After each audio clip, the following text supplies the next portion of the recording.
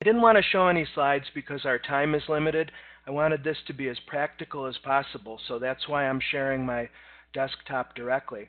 And let's get right into this. The reason why you're here, I would imagine, is that you've heard the news about the PowerShell ISE is no longer under active development. Jeffrey Snover seems to not use the word deprecated, but by all accounts, that seems to be the case with the software. So all roads are leading to Visual Studio Code, and you might, if you were like me, after having used the ISE for a long time and invested a lot of blood and sweat and tears learning PowerShell with it, you might have been resistant to switching over to a new editor. It is true that Visual Studio Code started off a little bumpy. In fact, I'm kind of glad I resisted it for a while because it's had a chance to mature, and it's really a nice editor now, and it's great for working in PowerShell. So let's get right to it. One site you should be aware of is code.visualstudio.com. This is the project's public homepage, and as you see, it'll detect your OS. I'm on a Windows 10 machine. This is open source cross-platform software. You can get the stable release or what's called the insiders build for production workstations. Of course, I would go for stable rather than insiders. And as I said, this is open source, so you can actually contribute to the VS Code base if you're so inclined. That's at GitHub, Microsoft, VS Code. And you know, in my Twitter feed, I've seen a lot of references to the hashtag Hacktober. From what I understand, if you issue a pull request on any Microsoft-owned GitHub repository, they don't even have to merge it, from what I understand. They'll give you a free t-shirt. It's kind of an incentive to get involved. So that's kind of cool. I downloaded the software and I have it on my desktop here. I would suggest that you install Git first, although actually I take that back because I tried that just the other day. Git, in case you don't know, is pretty much industry standard source code version control software, and it integrates fully into VS Code. Git-scm.com is the home page for that, at least the installer that I use on my Windows systems. The issue I saw with installing Git for Windows is that, well, if you choose Visual Studio Code as your default editor, it'll automatically, excuse me, install VS Code, and it didn't even give me the most recent version. I mean, it's not a deal breaker, but I guess if you're going to start from scratch, I would install VS Code first and then do Git. This is weird. I wonder why it's saying that it's already installed on this system. I wanted to actually walk through the full installer. One thing you might have noticed is that I'm not being prompted for administrative privilege. This project is under constant renovation. The Microsoft developers and community developers around the world who are contributing to VS Code obviously subscribe to continuous integration and almost continuous deployment. If you look at their releases page, they average at least 2, I would say, releases per month. So it's very agile software. The installer process, I don't know why it wants to go into this path. I don't know what's going on here. There is one page I wanted to show you in particular, and it's this one, the additional tasks. Just by way of convenience, there's a couple conveniences here that are cool. I like these context options here that go into the Explorer context menu, because that way you can right-click any file type pretty much, as long as it's text or text-ish, and right-click and open with code. The other is Add to Path is nice because the executable for VS Code is, drumroll please, code. And it's nice if you have the executable in your search path. I'm going to right-click the Start button and go to Run and just try this, because code is telling me it's already installed. I'm going to type code myscript.ps1. And it kicks off an instance of cmd.exe while Windows figures out exactly what to do next. Yeah, it looks like I am already installed, so that's fine. We'll just keep rolling with this. And just like you would expect if you did the same thing with Notepad, we see the application and it's loaded up our file. Now, I haven't installed any extensions yet. If we come over here to what I think Microsoft calls the action bar, you've got different views, and the bottom one is really the heart and soul of VS Code's extensibility, and it's going to be our very next step, actually. We're going to want to type PowerShell What happens is, as long as you have an internet connection, you're connected to the Visual Studio Marketplace. And in order to really give VS Code PowerShell intelligence, we need Microsoft's own extension. Now, just like the PowerShell gallery, the Visual Studio gallery has Microsoft and non-Microsoft packages there, so there is the caveat emptor issue. But PowerShell is a Microsoft project, as you can see right here. You get a README file, a changelog, dependencies. It's a lot of good information rolled up on this page, integrated right into VS Code. Let me switch my editor. In the Visual Studio Code nomenclature, these tabs are referred to as editors. And you'll also see in the lower right, extensions, VS Code will pop up little dialogues from time to time. It can get a little chatty from time to time. I want you to see in the lower right, there's a lot of very useful information here in the status bar. Visual Studio Code is a code editor. It's a multi-language editor. We're looking at PowerShell tonight, obviously. And so code, as you would expect, is going to detect PS1, PSM, all the PowerShell default file extensions. VS Code will realize that it's dealing with PowerShell, and it'll do everything it can to start helping you. You see down here, this is actually a button. It allows you to choose the language mode, because if you open a file type that VS Code isn't fully cognizant of, you can either explicitly choose a mode here, or what you'll do is go over here into extensions and do a search, and chances are there's an extension that has an engine to support your language. So I want to come back over, and we want to install PowerShell. This really supercharges VS Code. Let me go to the Help menu while that's loading and come all the way down to About. If the text is too small here, you can always load this up on your system. And it's basically a little more than trivia, but I think it's interesting. Visual Studio Code is an Electron application. Electron is an application framework for building desktop apps using web technologies like HTML5 and JavaScript and CSS. It's a GitHub project, and of course now Microsoft owns GitHub, so I guess it's a Microsoft platform. But the front end is actually Chromium, the open source Google Chrome browser. It's running Node.js in the background. It's using the Google V8 JavaScript engine. So Visual Studio Code is a desktop app that really at its heart is a web application. I guess that's 21st century for you, isn't it? When you load an extension, you'll normally need to reload. So I'm going to click the reload button and it'll restart the application. And we'll see some things that we might not have seen earlier. Number one, you see the console or the terminal. It's called the integrated terminal. Now, the last time when Mike referenced me presenting this the last time, it was at a PowerShell Saturday in Chattanooga. This terminal menu wasn't even in the software. So this, I find, VS Code is very similar to Azure and other Microsoft products that are just iterating and evolving so quickly now. You can get a lot of good options here in the terminal menu. If you happen to close it, you can always bring it back up here with New Terminal, and just like any self-respecting Windows desktop application, you see the default key binding. We'll have more to say about that as we go along too. But let me bring that terminal back. And again, we see a little help here that says we can change the default terminal shell by selecting the Customize button.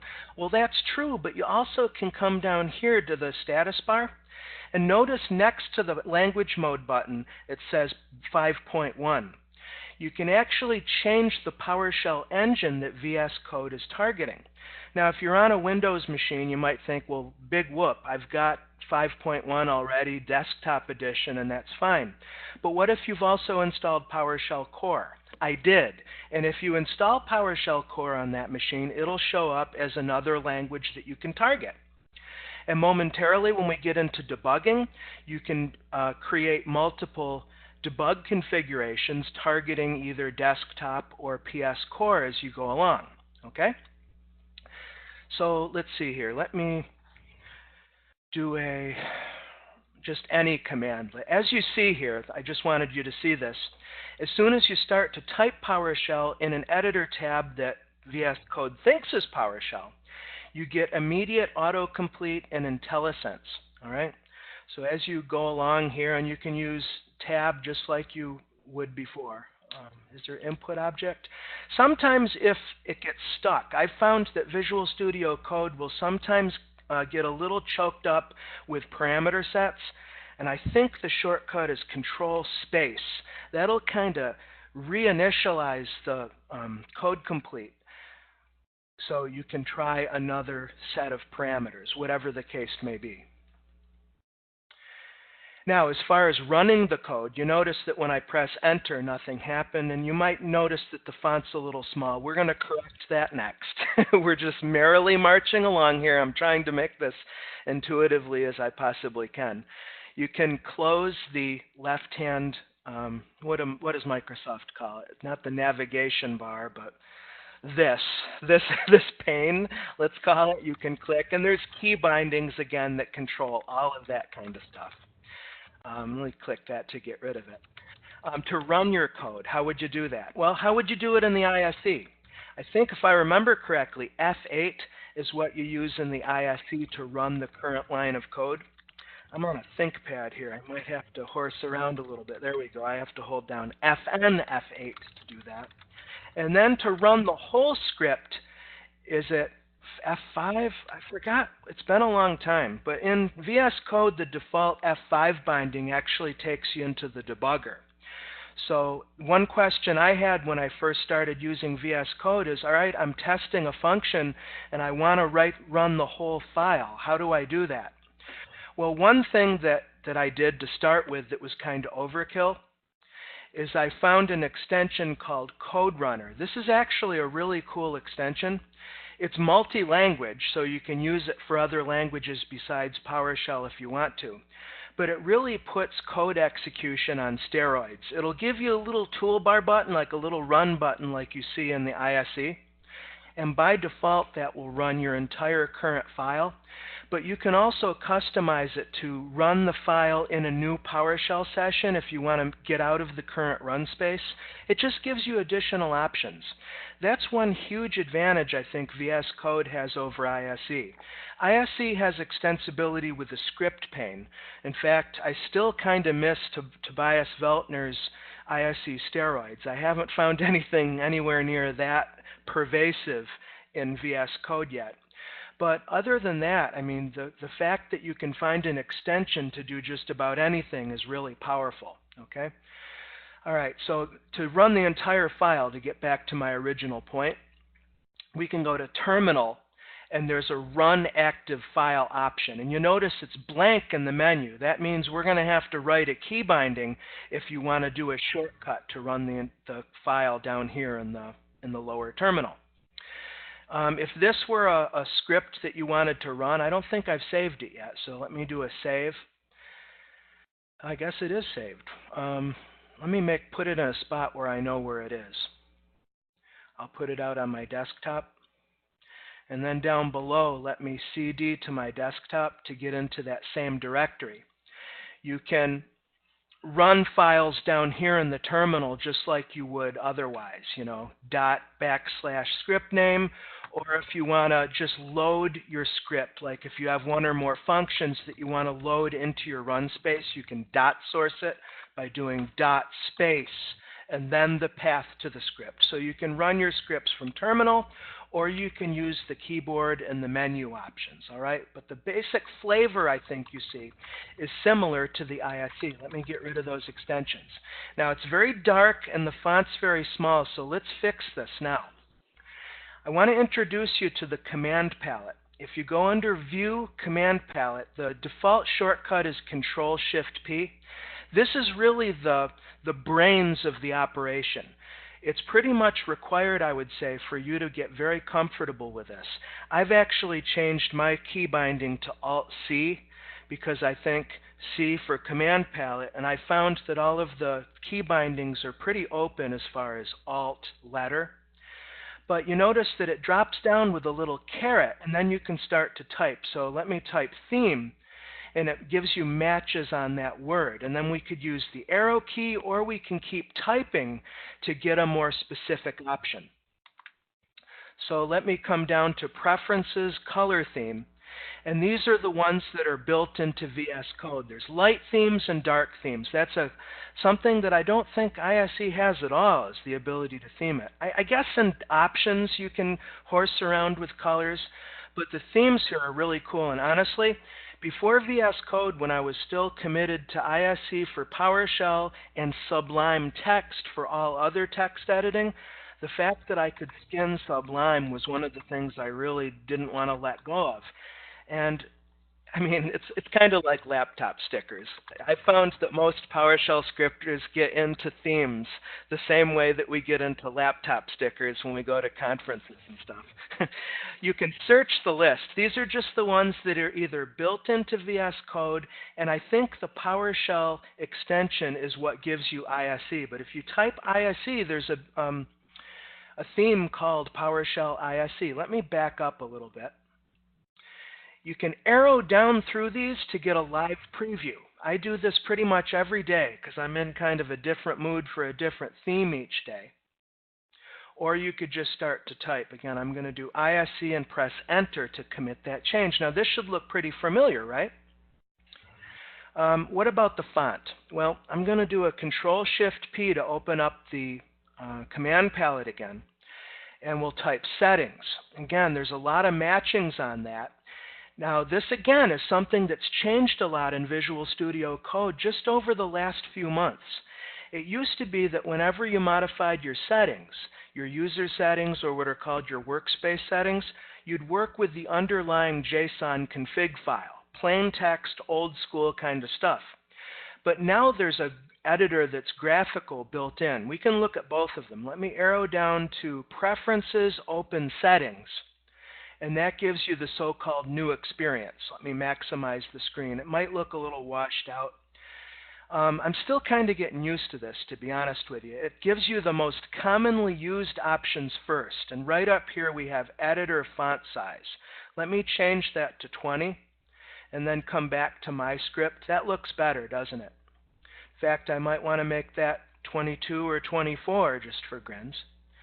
Font family, tab size, whether you want to render white space. I always like to see everything, non-printing characters, especially with PowerShell. If you have an errant line feed without an escape, that can give you some problems. And then they're divided, as you can see here, along different aisles. And then under extensions, we'll want to come down to PowerShell and see if there's anything there. By default, most of them are enabled, like code folding, aligning property value pairs. Let's see. Yeah, most of them are enabled. Some aren't. The PowerShell ISE path, it looks like that one's deprecated. So we used to need to specify the path to the PowerShell interpreter. So that's kind of cool. What I like, again, it's washed out even on my monitor. It's hard to find the search box, but you can just go ahead and search for words like terminal, if you're looking to make the terminal font bigger, let's say. In fact, let me try terminal font and see if I can find it. There we go, right here. Terminal integrated font size. Let me make that change to 20. Let's make it 26. Let's really live dangerously. Hello. Something happened. It's supposed to go into effect immediately. Let me try 24. It kind of goes down to a micro size. Well, I can close it, and then we'll try to bring it back and see if it gives us, there we go, that's better. So you see what I mean? So this is kind of cool to get to useful settings in a fast way. But if you're old school, if you've been using the tool for a while, you may already have your settings in the JSON on one of your computers. You can just copy and paste them into another instance. Or, I mean, it's super easy. Check it out. What you can do is open this More Actions, and choose Open Settings.json. What that'll do is bring you the old school controls, where on the left is a full library of every setting, both in VS Code, the default settings, as well as ones that come from extensions. And then at right, your user settings, these are going to be just your settings. Now this is JSON, JavaScript Object Notation, so it's an array of key value pairs. And there's lots of IntelliSense built into this. Check this out. If I go to editor, let me do an arrow, enter, and start to type. And it starts to fill in here, just like I said before. So you can copy and paste good settings to share with friends. Make sure to add a comma. Only the last element doesn't get a comma, as logic would probably tell you. Now over here, check this out. When you find the setting you want, you can click the little edit button and actually make a change. Let's say you wanted the font to be bold instead of normal. Let me choose bold, and it's not doing what it used to do. Let me see. It used to like shuttle it over to your user site. Abba to you too. Remember to mute your line if you're not going to speak. Unable to write user settings because the file's dirty. Okay, save and retry. Okay, that's a good point. Now it brought it over. So you can make changes here and bring them over. Now I'm honestly not sure. I was thinking this morning, I wonder if there's a comment, like you know how you can do pound to do line comments. I don't know what JSON's rule is, if it's C# comments or what, but I wondered if I could comment out some of these. If any of you know, please put in the chat window. Because you may find that there's settings that you want to enable sometimes, but you want to keep it in here because, you know, it's typing and you might not remember the name of the option. I'm going to get rid of that. I don't actually need that setting. But anyway, there's a number of cool settings. If you want to know what I have on my workstation, I'm happy to share. I'd say for us to keep in touch, Twitter would probably be good. Tech Trainer Tim is my Twitter handle. Let me dump those changes. Is there anything else? Let me come back to commonly used and get rid of my terminal font saved search.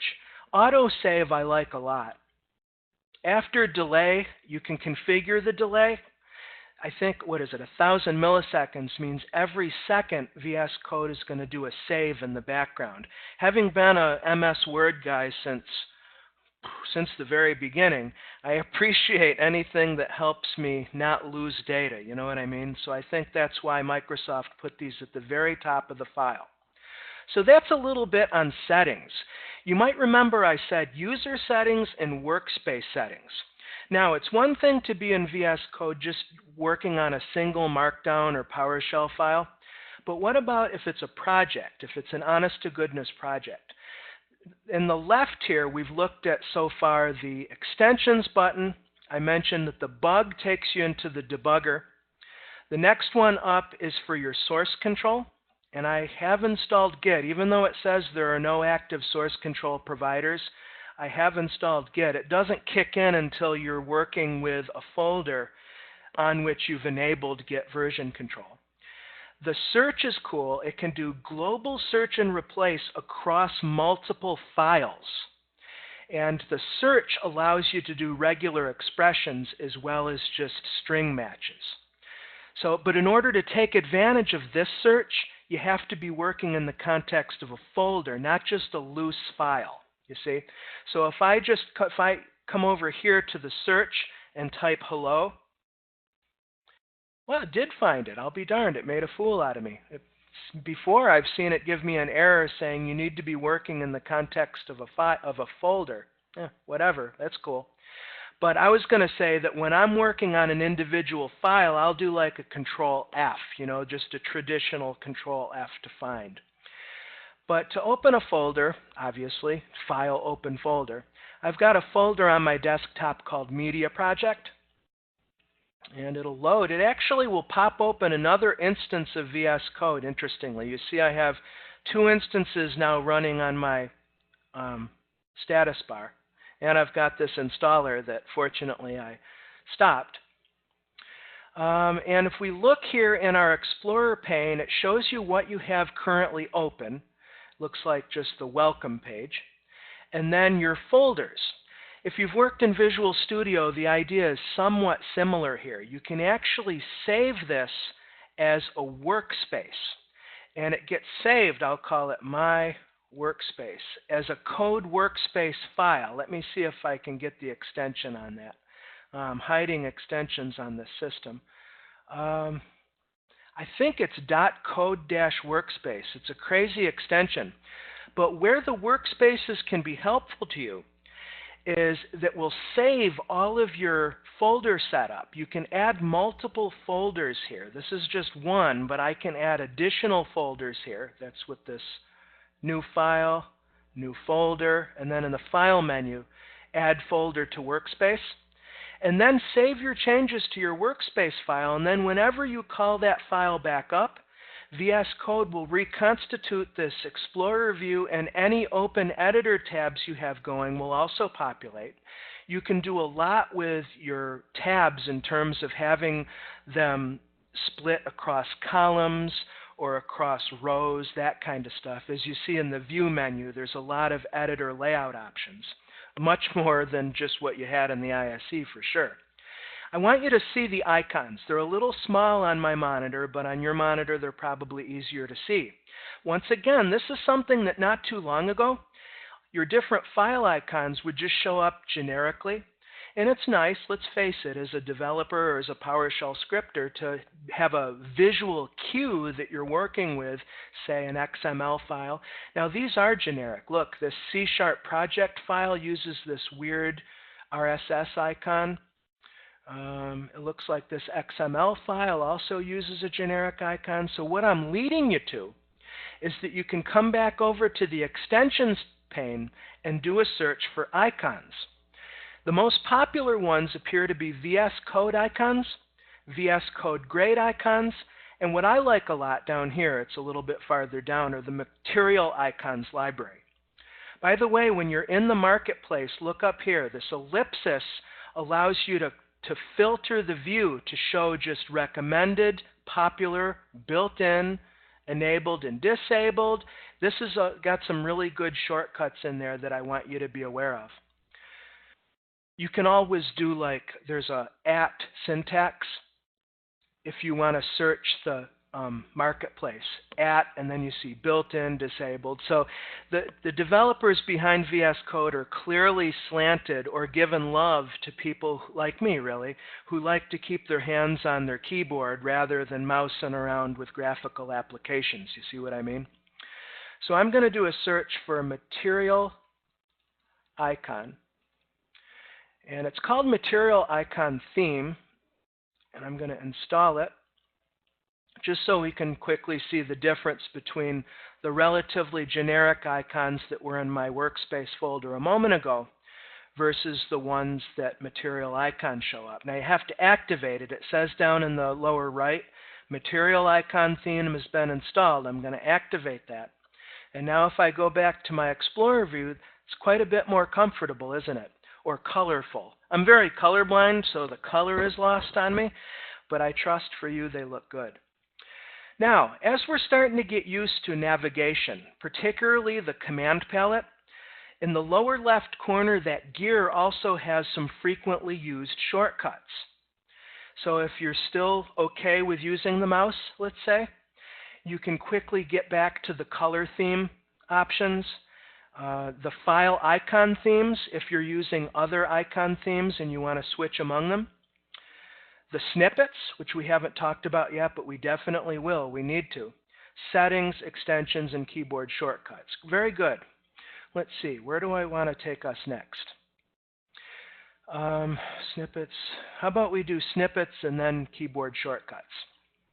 Let me do a Control-Shift-P to bring up the palette, and if I type snippets, we get preferences, configure user snippets. Now sometimes when you're typing up here, you might be typing like, I don't know, PowerShell, and there's a lot of PowerShell extension options here, as you can see. A lot of really cool ones. And you might just wind up like this, seeing this. And you'd be like, okay, now let me type PowerShell, and now it's trying to find files in my currently open workspace that match that. What happened to my command palette? This is a common point of confusion I want to help you get past. There's two views to the command palette. The command palette starts with a greater than symbol. And so if you lose that greater than symbol, you instead get a list of recent files. The default key binding for that is Control-P. And this is useful if you have a bunch of file editors open and you want to quickly go between them. Control P, and then you can arrow or tab through, enter, and switch. You see what I mean? Again, this tool is designed for fast keyboard access. But you can come back to the command palette by using the greater than symbol and then starting to type a keyword. So configure user snippets. Snippets work the same way that they do in ISE. They're going to be pre-built or user-created boilerplate code. And one really nice feature of PowerShell ISE, if you're going to do an advanced function or comment-based help or whatever, you can do your snippet and away you go. This is going to be language specific. So look here on the screen.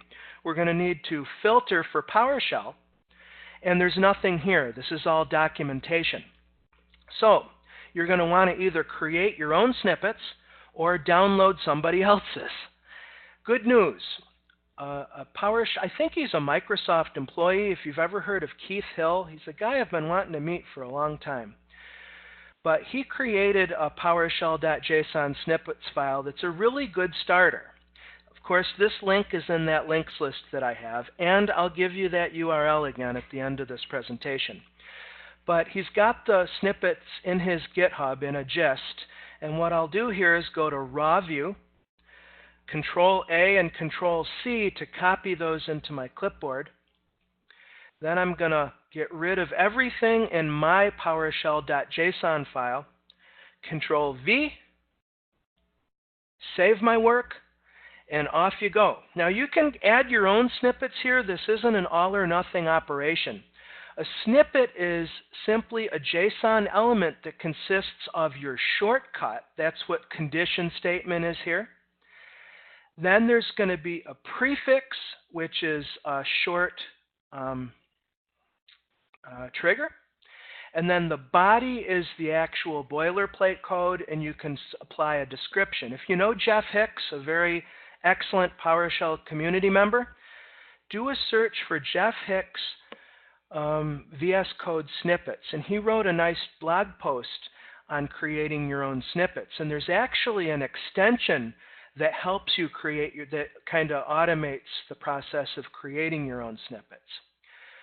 So let me save this, and actually I'm going to right-click this tab and choose Reveal in Explorer. This is a nice shortcut if you want to grab the file out of File Explorer. Because you should know also where VS Code keeps all of your files, your settings files. It keeps them under User Profile, App Data, Roaming Code User. And let me back up one level. There's the settings.json, there's snippets.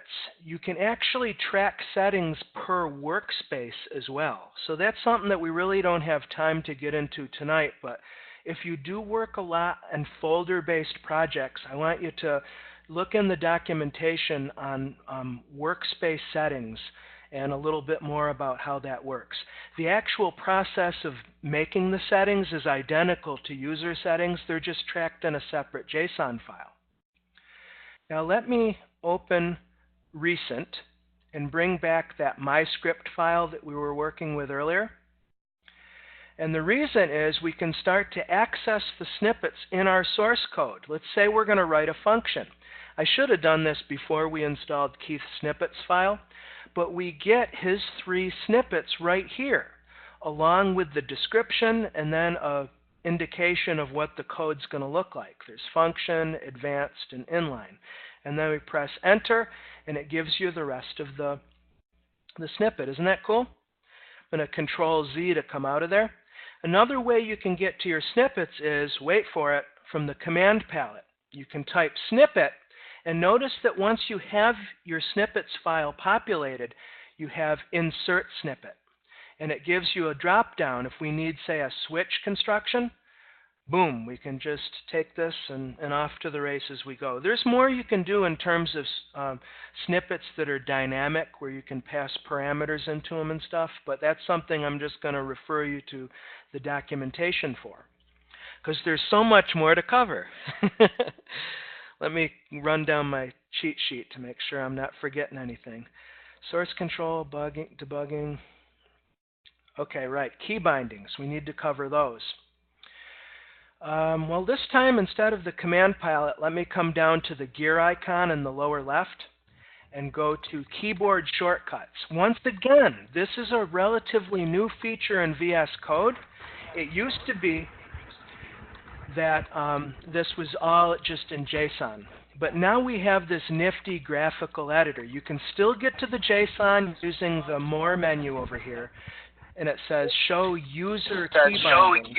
And it's the same kind of thing. Remember to mute your phone, everybody. It's the same underlying JSON format where on the left you have the default key bindings. That's a read-only view. And on the right you have your own JSON file. But let's stay here in the graphic editor. It's kind of cool. But here's a gotcha. Check this out. Our first key binding, let's say, is to run something. Run. Let's see. Run selection. Yeah, that's the ticket. What if we want to change that? F8 is the default. What I have on my computer, I use Alt-R. So I'm going to click the little pen, do Alt-R. It says 2 existing commands have this binding. Now check out the convenience here. I'm going to click this hyperlink, and it shows you the 2 commands that are sharing this. I'm going to right-click, remove key binding, and I'm going to free up Alt-R because I want to use it because intuitively it seems to make sense for Alt-Run. So I'm going to do pen, Alt-R, Enter, and that immediately goes into effect. I can come back here, put my cursor in the line, do Alt-R, and it runs the code, just exactly how I like to do in the ISE. Now, what about run the entire file? Run active file and active terminal. See, so that would be the entire file. There's no key binding for it yet, but we can add one by clicking the plus. I'm not sure what I would want to use for that, but I'll just leave it at that. There's also run script. I'm not sure offhand. Oh, that's NPM namespace, so that's probably Ruby. I would remap run active file and active terminal if you wanted to do the whole file, whole terminal, not in debugging mode. But one gotcha or point of confusion is if you want to use something besides Control-Shift-P to open the command palette. Like I said, I like to use Alt-C for Alt command binding. So if I do, or Alt command palette. If I start to type command palette, nothing shows up. If I type palette, even if I spell it correctly, nothing shows up. So I think it's all command, show all commands, yes. So if you want to remap the command palette, it's under show all commands, and it looks like it's bound by default to F1 and Control-Shift-P. I'm going to change the key binding. I'm right-clicking, and I'm going to make it Alt-C. It's telling me 2 existing commands have it. Will I want to remove these? Toggle find case sensitive, toggle search case sensitive. You know, you might actually want to use those. I think I saw a chat message from Michael Teskey saying be careful about stepping on key bindings. That's something that's a lot harder to do in this graphical editor. If you're just working with the JSON and you have a lot of custom mappings, I can see you creating some confusion or causing VS Code some confusion. But here it's telling us very explicitly, and we can change the key binding or remove it if we want to. So that was all commands. I'm going to, again, change this to Alt-C.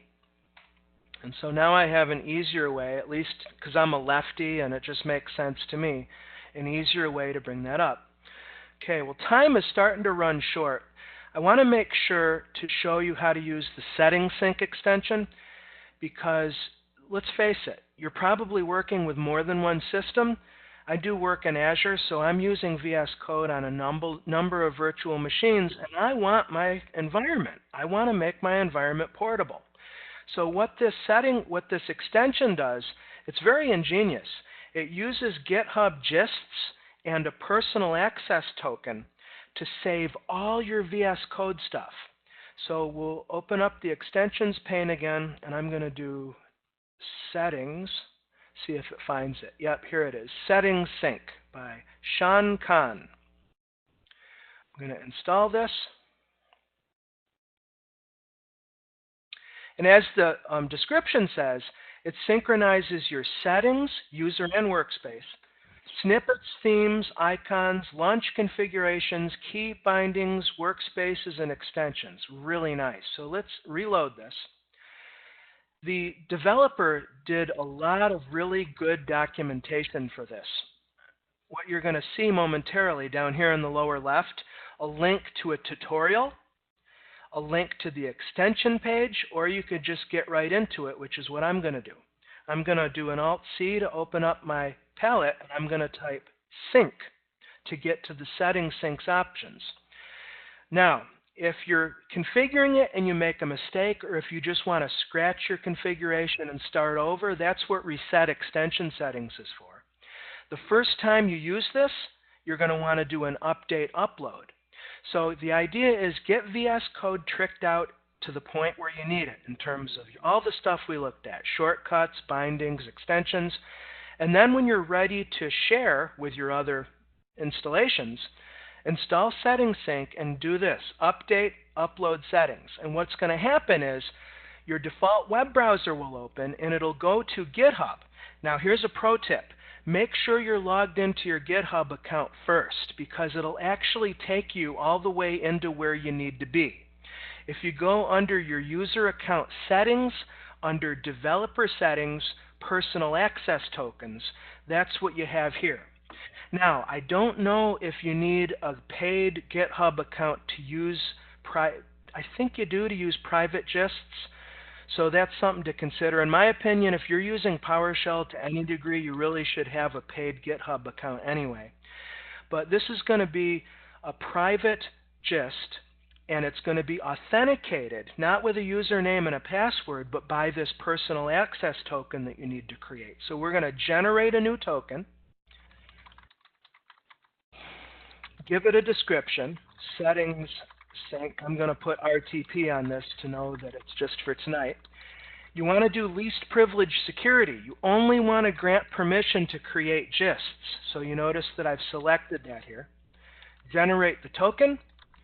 And GitHub only shows you the raw text once. So you need to make sure that you've selected it and copied it out and put it into 1Password or your KeyPass or your LastPass or whatever. I'm going to just pop it into sticky note here just temporarily. Now that we have that, we can come back to VS Code, and we have up here in the command palette, enter GitHub personal access token. Well, I happen to have that in my clipboard. I'm going to pop that in, and after a moment's pause, the output pane shows up. Let me bring it up a little bit. And it gives you a summary of what's happened. Now, note this carefully, okay? If you forget what your token is, all is not lost, because every time you run a sync, the extension prints it out in the output. Now, that's not really cool from a security standpoint, because this really should be private, but honestly, it's a great convenience in case you've lost the token ID. The gist ID you can get by logging into your GitHub account and looking at your gists, but it's nice that it prints it here, because guess what? You're going to need both of these values to use this setting, to use this extension on another machine. And we can see here that it's uploaded my JSON files that I've customized, and it's also uploaded my PowerShell extension, my code setting sync, obviously, and material icon theme. I'm going to go to another workstation now, and I'm going to quickly install Settings Sync, and I'll show you how to download the settings. Okay, command palette. Will you go away? Thank you. Let me do Settings Sync again. Oh, looks like it's already installed. Okay, cool. Well, that gives me an opportunity to bring up the command palette, type sync, and then come down to Reset Extension Settings to clear it out. Now we'll come back to Sync Download Settings. And it's going to ask me for both of these values over here. So I'm going to copy the token and gist to my clipboard, bring them back over here. I'll just pop them in my current editor. I'm going to need the token first, so I'll quickly highlight this. Mike, I know that we're coming up on the 45 minutes, by the way. I'm just going to quickly finish this procedure. I was just going to tell you that, look, you are totally donating your time tonight, but you have as much time as you want. I don't think anybody here is in a rush to leave, so that's up to you. Okay, thanks. Let's see, update upload settings. I thought it cleared that out again. Let me type sync reset extension settings. And then it tells us settings cleared down below. So I should be able to download settings, and it should ask me. There it is. So it popped open GitHub again, which we don't need. What we do want up here, you can manually add the token, press enter. So it's going to want the private token, and it's going to use this. VSCode is going to authenticate to that gist ID. And now we need the gist ID. Pop that in there.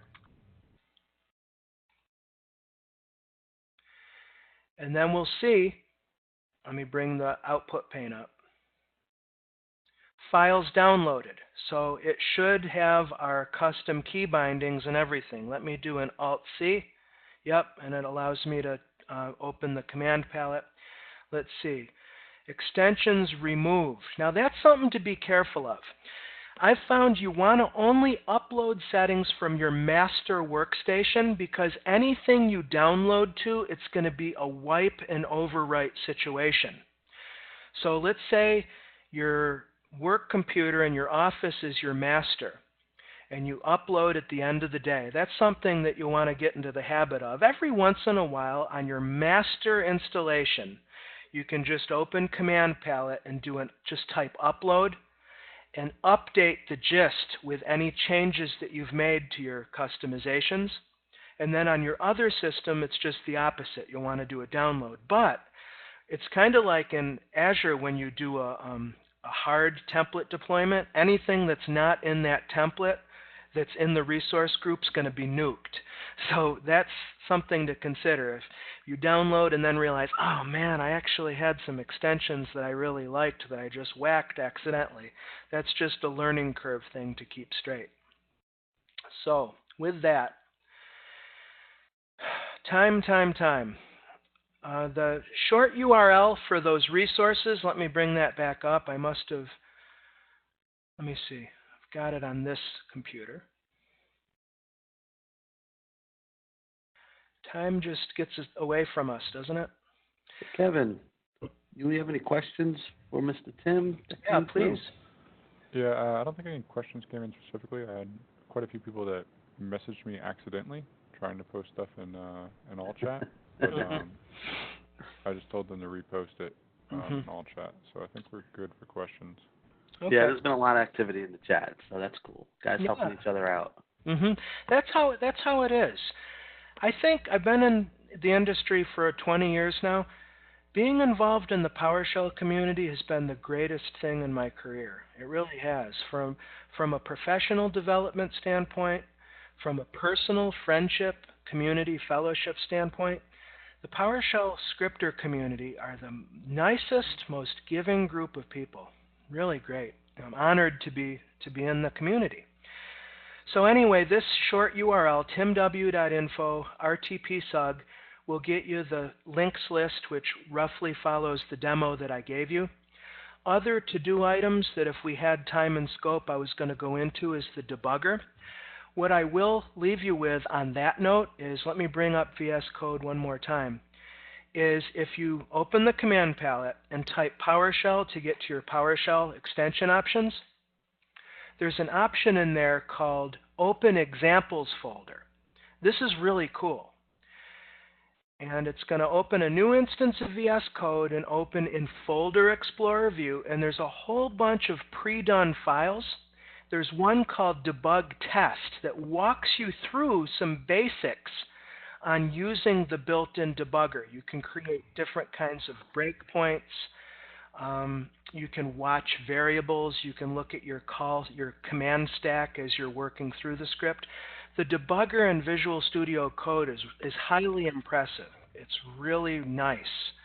And if you don't need the overhead of Visual Studio, why would you, it seems to me, with a typical PowerShell project? This is really, really excellent tool. It's a Cadillac experience. Okay? Let me see. Other points to leave you with. I feel happy that I've covered the main things. I hope that you all are feeling more comfortable with VS Code than you were prior to today. And I guess that's about it. Any other questions or no? If you want to reach me, you could hit me at Twitter. TechTrainer Tim is my handle. And I own that domain too, techtrainertim.com. And that's where you can get to other profile, LinkedIn, all that kind of stuff. But if you want to reach me directly, a direct message on Twitter is good because I always keep those open. Glad to be of service. Thanks a lot for having me. So, gentlemen, I will say we obviously all would love to stay here and see a lot more, but obviously time is a little bit limited. So my thought process is this feels like there's two topics that could come out of this, which is